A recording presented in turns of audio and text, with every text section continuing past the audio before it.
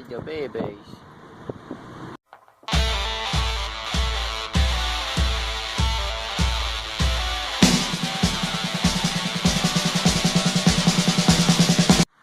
That's right. She's getting a front mount today, and she's getting lowered. Got these super stables. Ended up getting those, and got my front mount kit.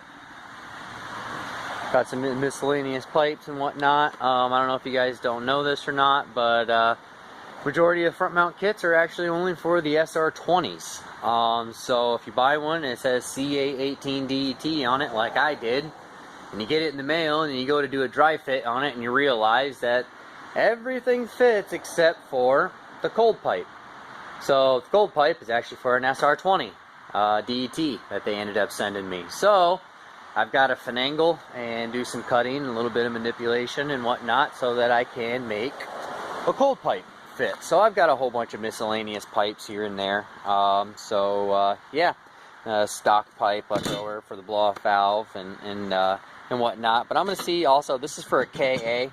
You see how it's got the bell house for the big style, phone style filters and whatnot. So I'm going to see if I can finagle this on here as well, see if we can get a cold air on there. And if I can do that, then I'm also going to see if I can finagle a hard pipe for the intake.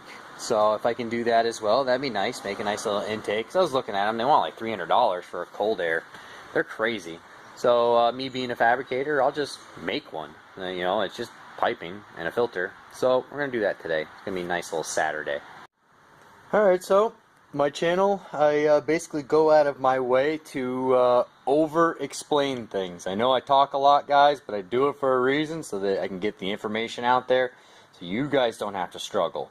So I'm going to go ahead and basically put something out there that I actually just learned myself, only for the sheer fact that I went across and I was about to do it myself, and I realized I cannot put a front mount on this. So because I cannot put a front mount on it, I'm going to have to move on to basically the coilovers. But I will explain to you why I cannot put a front mount on this right now.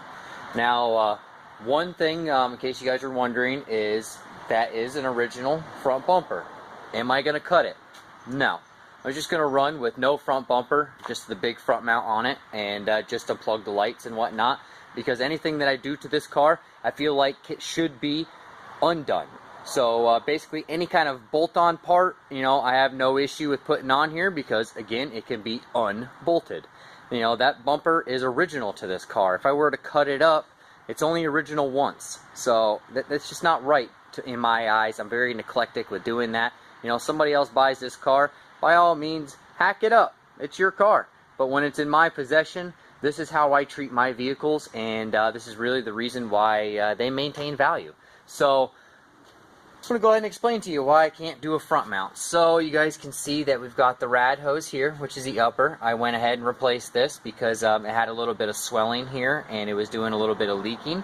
So I went with a nice 4-ply Zap upper rad hose. So I mean, obviously that was something that is a nice little upgrade for it as well. I also went with the blow-off valve. There it is, guys, in case you guys haven't seen the install. You know, I did it real clean. They do come blue. I heat temp painted it black, just basically so it blends in there. I like clean. You know, that's what I go for. I really like to make it look OEM.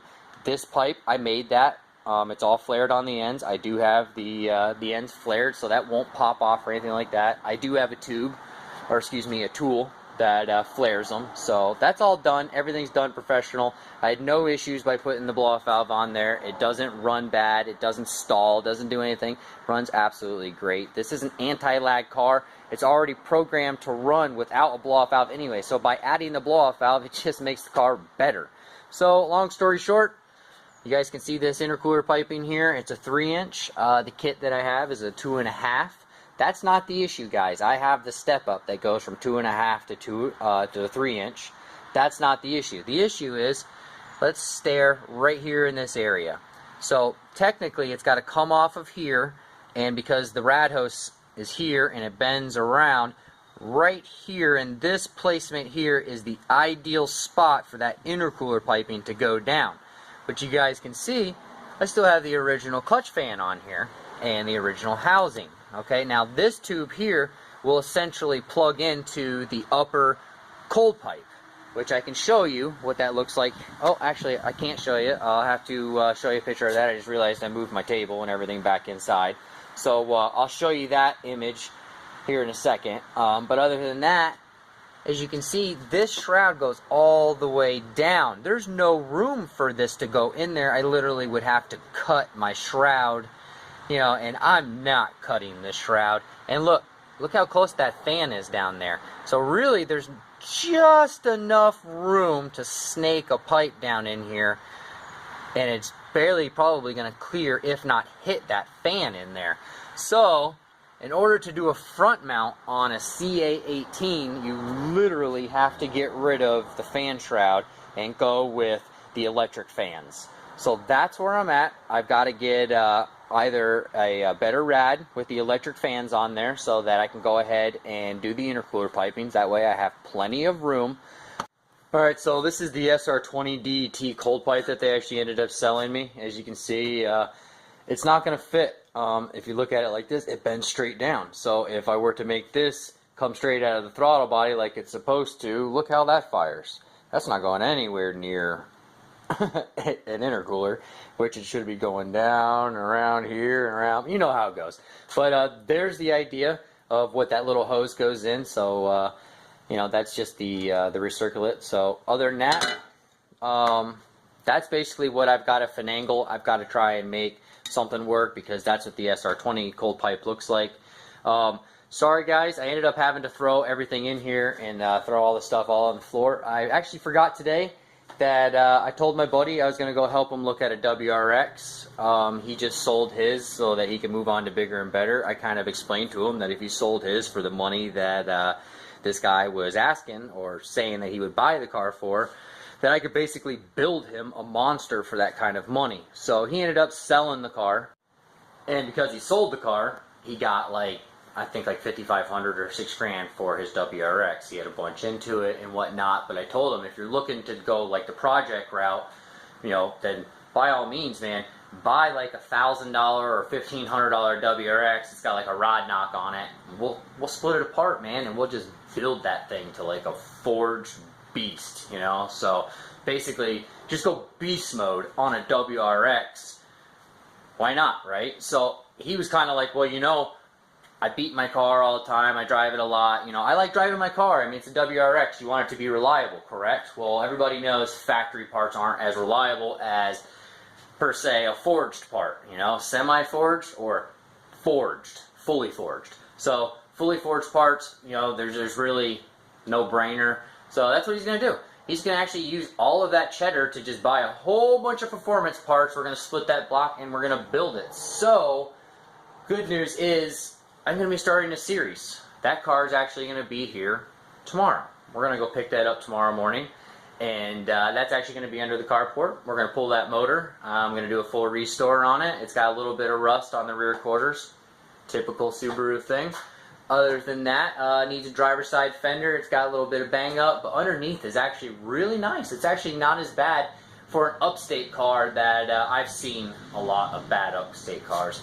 So I've gone with my buddy a few times already. We've already looked at a few other cars, and this is the one. This is the one we ended up saying, yep, that's the one you want, bro. And so he sealed the deal. We ended up getting the car for about $1,500.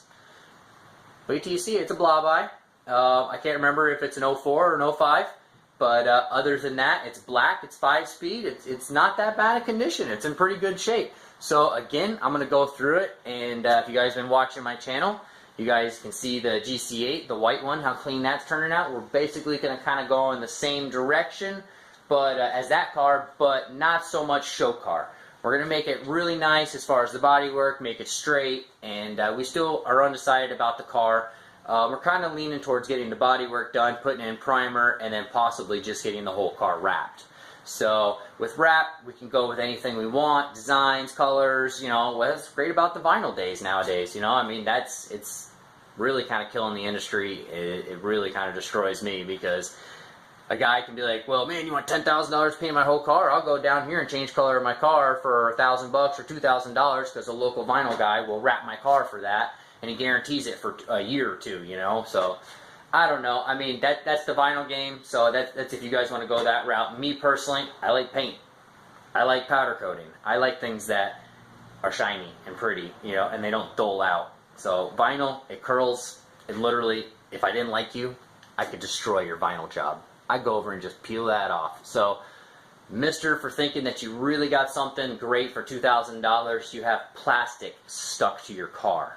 That's how I look at it, guys. That's how I've always looked at it. How your guys' reviews are on it, I mean, let me know. You know, if you guys think that I'm kind of crazy for looking at it like that, like, I understand, like, when it first came out, it was the greatest and hottest thing. But me, personally, I think it's whack.